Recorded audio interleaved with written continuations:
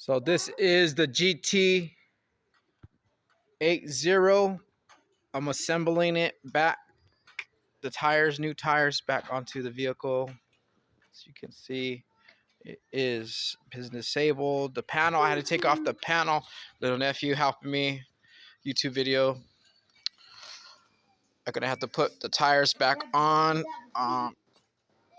You'll see those 3 and 3. And then as you can see, the cord comes here to the tire, back tire. And then you see this little slot to the other tire, front tire. I have put on new tires ready to go. These ones, I had to put tubes.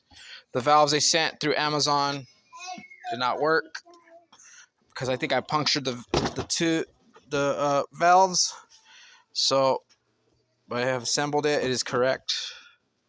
See how it goes. See how it goes.